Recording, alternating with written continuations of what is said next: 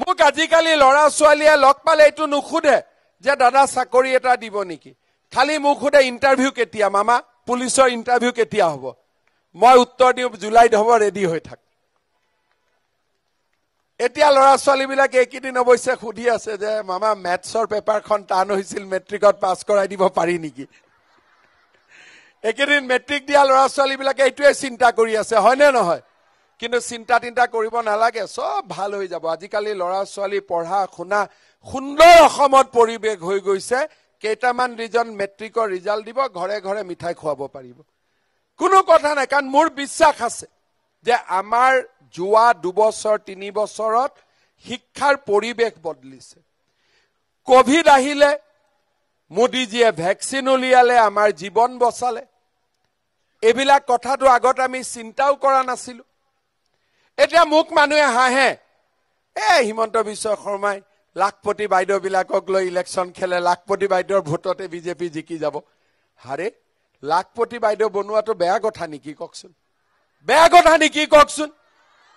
কংগ্ৰেছৰ মানুহবিলাকে আকৌ হিংসা কৰিব বেলেগ নাপায়, লাখপতি বাইদেউ কেইটাকে হিংসা কৰে। আৰে হিংসা কৰ মোক কৰ, বাইদেউ কেইজনীকনো কিয় হিংসা কৰিব লাগে, হয় নে নহয়? ফৰ্ম ফিল আপ কৰিলে নে নাই? আচ্ছা, কোনে কোনে ৰখ, নোপোৱাখিনিকো কৰি আছো ব্যৱস্থা। কোনে কোনে ফৰ্ম ফিল আপ কৰিলে হাত দাঙক। ৰেডি চব?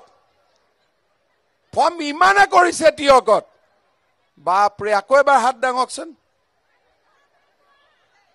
আপোনালোকে ফৰ্ম পোৱা নাই? ফৰ্ম দিব লাগিব, ৰ'ব এতিয়া আপোনালোকে।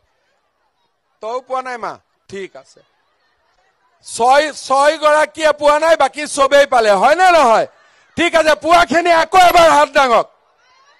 কিমানে পালে? এইফালেও পালে। এতিয়া 2-4 দিনৰ ভিতৰতে, 2-4 দিন মানে অলপ ইলেকশ্যনটো যাই লওক, 15 আগষ্টৰ আগতে আপোনালোকৰ বেংক একাউণ্টত পুতুং কৰি 10,000 টকা সোমাই যাব। হ'ব? আচ্ছা, 10,000 টকাটো পোৱাৰ পিছত গিৰিয়েকক কোনে কোনে দি দিব? হাত দাঙক। কোনে কোনে দিব?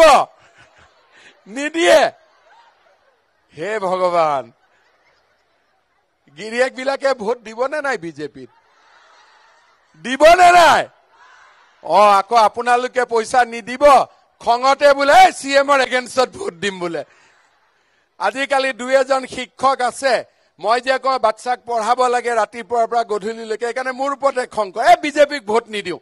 মই বোলে ভাই কি কৰ, বাচ্চাক পঢ়াবহে দিছো, কাৰো পৰাতো টকা পইচা খোজা নাই, হয় নে নহয়? এতিয়া আপোনালোকক মই কি কৈছো যে টকা কেইটা পালে গিৰিয়েকক দিয়াৰ দৰকাৰ নাই, ভাল কৰি আমি খৰচ কৰিম আৰু আমি 25,000 টকা পাই যাম। তেতিয়া লাভ কাৰ হ'ব? গিৰিয়েকৰে লাভ হ'ব। ঘৰত যদি পইচা আহে, ঘৰখনৰে কাম মাসকলে কৰিব, আই মাতৃসকলে কৰিব। এতিয়া আপোনালোকক মই কম যে 10,000 টকাটো পোৱাৰ পিছত সকলোৱে অপব্যৱহাৰ নকৰিব, ভাল কৰি টকাটো খৰচ কৰিব। হিমন্ত বিশ্ব শৰ্মাই আপোনালোকক কথা দিছে আৰু 25,000 টকা মই আপোনালোকৰ বেংক একাউণ্টত দিম। এইটো 10,000 টকাটো প্ৰথম। তহঁতৰ কথা কৈ আছো নে বাবা? তোৰ কাৰণেতো মই চাই আছো, তোৰ কাৰণে ভাল ছোৱালী এজনী চাই দিম। ই ধুনীয়া ল'ৰা, তাক ভাল ছোৱালী এটা চাই দিব লাগিব। আপোনালোকক এই 10,000 টকা দিলো, 25,000 টকা দিলো, 35,000, ভাল কৰি কাম কাজ কৰক। যদি 10জনীয়া গ্ৰুপত 35,000 টকাটো আপোনালোকে গাইপতি জমা দিয়ে, 3,50,000 হয়। নোপোৱা মানুহকো দি দিম, চবেই পাব লাগিব। এতিয়া কিয় পোৱা নাই? এটা গ্ৰুপত আমি 10 গৰাকী ধৰিছিলো, কোনোবা কোনোবা গ্ৰুপত 12-14 গৰাকী আছে, সেইটো মই কৰি দিম। এতিয়া আপোনালোকে এই টকাখিনি ভাল কৰি খৰচ হলে অসমৰ পৰিৱেশ বহুত সলনি হ'ব। বিহুৱান যদি বনাই, বিহুৱান চৰকাৰে কিনিব। সৰিয়হ খেতি কৰিলে সৰিয়হ চৰকাৰে কিনে, ধান খেতি কৰিলে ধান চৰকাৰে কিনিব।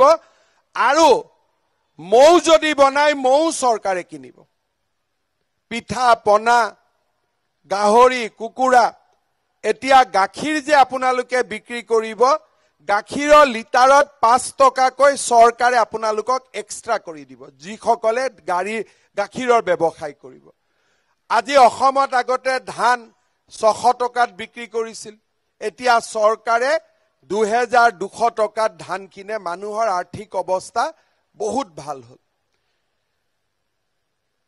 1 লাখ চৰকাৰী চাকৰি মানুহে ভাবিছিল দিব নোৱাৰিব আজি আমি দি দিলো এইবাৰ আমি কি লৈছো ইলেকশনৰ পিছত আৰু 50,000 চৰকাৰী চাকৰি আমি খুলি বুজিলি বাবা আৰু 50,000 চাকৰি আপোনালোকেতো জানে চাকৰিত কোনেও টকা দিব নালাগে টকা লোৱাৰ কাৰো সাহু নাই খালি এতিয়া আমাৰ লৰা ছোৱালীক আমি স্কুলত পঠাব লাগে শিক্ষিত কৰিব লাগে আৰু চৰকাৰৰ চাকৰি বাকৰিৰ আমি সুবিধা লব লাগে অৰুণোদয় কিমানে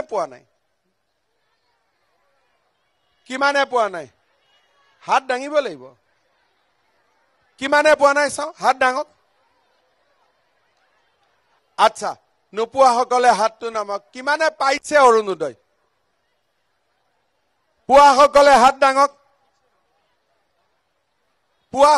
হাত দাঙক ঠিক আছে এতিয়া আপোনালোকে চাওক প্ৰথমতে যেতিয়া আমি অৰুণোদয় আঁচনিটো আনিছিলো তেতিয়া মানুহে কৈছিলে এইবিলাক ইলেকশনৰ কাৰণে ওলোৱা আঁচনি দুদিন পিছত বন্ধ হৈ যাব কৈছিলে নাই কংগ্ৰেছ বিলাকে এতিয়া আমি ফৰ্ম কেখন দিছো কংগ্ৰেছৰ তাতো হিংসা লাগি আছে যে বোলে ফৰ্ম কিয় দিব লাগে আৰে বাবা যদি মই নামটোৱে গম নাপাওঁ মানুহে পইচা কেনেকে পাব তাতো হিংসা কংগ্ৰেছে কেইটাৰ ইহঁতে মানে কাক যে হিংসা নকৰে দেউতাক মাককো দুদিন পিছত হিংসা কৰিব ইহঁতে এতিয়া আপোনালোকে চাওক এইবাৰ আমি কি কৰিব খুজিছো যে যাৰ যাৰ ঘৰত ৰেচন কাৰ্ড আছে প্ৰত্যেকটো পৰিয়ালকে আমি অৰুণোদয় দিবৰ কাৰণে সিদ্ধান্ত গ্ৰহণ কৰিছো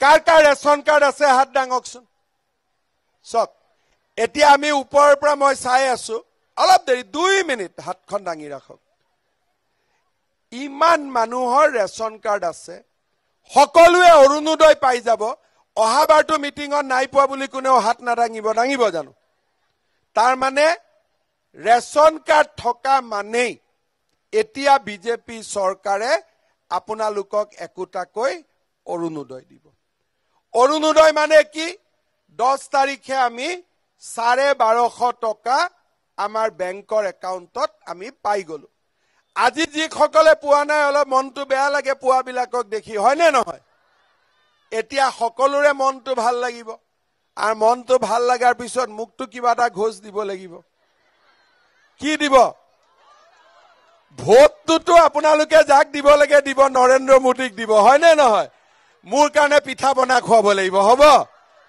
হ'ব নে নাই মই যেতিয়া টিয়কত আহিম তেতিয়া আপোনালোকে মোক পিঠা বনা খুৱাব লাগিব টিয়কৰ ৰাস্তা ঘাট বিলাকৰো অৱস্থা অলপ বেয়া হৈ আছে মই এদিন অলৰেডি মই কৈ দিছো বিকাশকো কৈছো ভৱেন্দাকো কৈছো আমাৰ বিজেপিৰ গোটেই হেমন্ত কলিতা ৰাণা গোস্বামী সকলোকে কৈছো ইলেকশনৰ পিছত এদিন মই টিয়কত আহিম মটৰচাইকেল লৈ টিয়কত ঘূৰিম যিকেইটা বেয়া ৰাস্তা মই ঠিক কৰি দিম হ'ব যাতে আৰু ভাল ৰাস্তাখিনিত নিব নিদিও বেয়া ৰাস্তাখিনিতহে যাম যিখিনি ভাল আছেতো থাকিব বেয়াখিনিত মই নিজে গুচি যাম আৰু আপোনালোকৰ ৰাস্তা ঘাট দেৰগাঁৱৰ পৰা যিখিনি আহিছে তাৰো ৰাস্তা ঘাট ভাল নহয় আৰু টিয়কতো ৰাস্তা ঘাট ইমান ভাল নহয় এই সমস্যাবিলাকো আমি সমাধান কৰি দিম শ্ৰদ্ধাৰ ৰাইজ মই অলপ আগতে কলো যে মেট্ৰিকৰ ৰিজাল্ট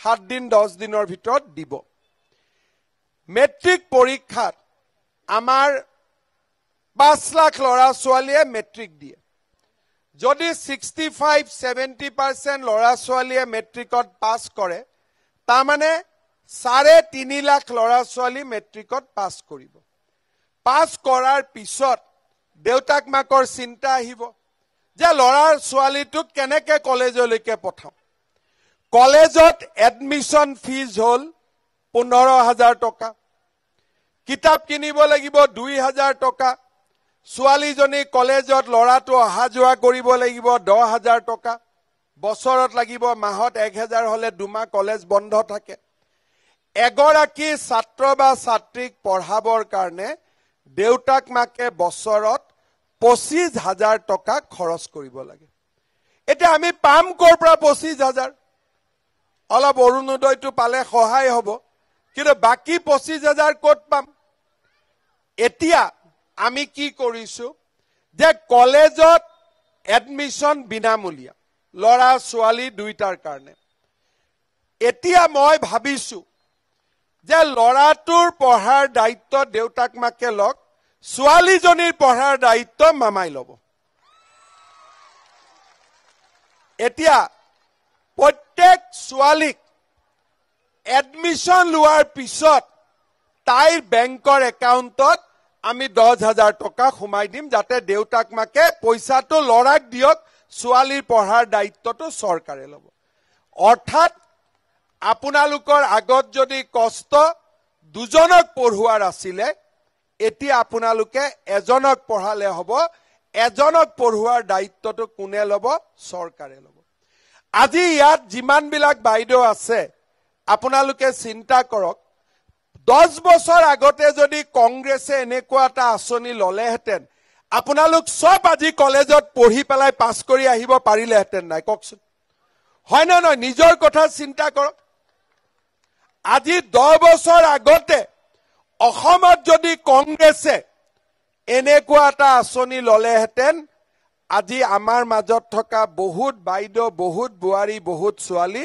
স্কুলত শিক্ষকতা কৰিব পাৰিলেহেঁতেন আজি চৰকাৰত চাকৰি কৰিব পাৰিলেহেঁতেন কাৰণ অসমীয়া ছোৱালী অসমীয়া ল'ৰাৰ আমাৰ বুদ্ধিমত্তা আছে কিন্তু দেউতাক মাকৰ টকা ক'ত আছে পঢ়ুৱাৰ খৰচটো চৰকাৰে দিব লাগে আমি কি কৰিলো প্ৰথমতে নামভৰ্তি বিনামূলীয়া কৰিলো সাইকেল দিলো স্কুটি দিলো এইবাৰ আনকি অহা যোৱা কৰা আৰু কলেজত চাহকাপ পৰঠাখন খোৱাৰ পইচাটো কোনে দিব চৰকাৰে দিব এইবিলাক কথা আগত কোনে চিন্তা কৰিছে কংগ্ৰেছৰ মানুহেটো আহি কব যে ভোটটো আমাক দিয়ক আৰু ভোটটো কিহৰ কাৰণে দিব লাগে তোমালোকক ভোট দিলো গৰুৱে গাখীৰে নিদিয়ে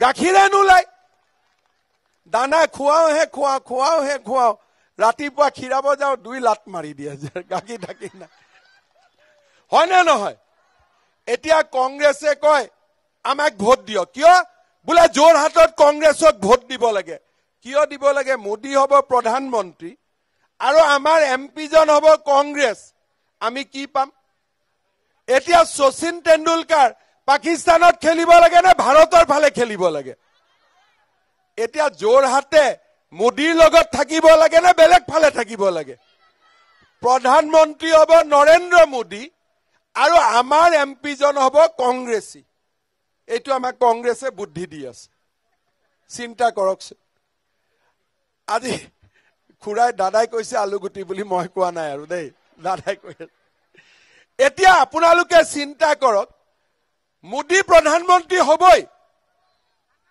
আৰু কয় যে যোৰহাটৰ ভোটটো কংগ্ৰেছক দিব লাগে আৰে যোৰহাটত কংগ্ৰেছ দিছপুৰত বিজেপি দিল্লীত বিজেপি ৰেলগাড়ীৰ আগৰ দুটা ইঞ্জিন মোদী আৰু হিমন্ত বিশ্ব শৰ্মা আমি ৰেলগাড়ীখন আগৰ ফালে নিব খুজিম কংগ্ৰেছী কেইটাই পিছৰ ফালে টানি থাকিব হয় না নহয় হয় না আৰু ইয়াত দিনে কংগ্ৰেছত উঠে দিনে ৰাতিয়ে মোক গালি পাৰি থাকে মানে আৰে মোক গালি পাৰিলে কি হ'ব অসমৰ মানুহে মোক মামা মামা কৈয়ে আছে গালি পাৰিলে কি লাভ হ'ব মোক গালি পাৰি কিবা লাভ আছে নেকি মইতো মানুহৰ কাৰণে কাম কৰি আছো সিধা কথা ল'ৰাক চাকৰি দিছো টকা লোৱা নাই আৰে কংগ্ৰেছৰ দৰে মইতো ল'ব পাৰিলোহেঁতেন হয় নহয় আজি সেই কাৰণে যদি নৰেন্দ্ৰ মোদী আগৰ ইঞ্জিনত প্ৰধানমন্ত্ৰী মই মুখ্যমন্ত্ৰী তিয়কৰ MLA মোৰ লগত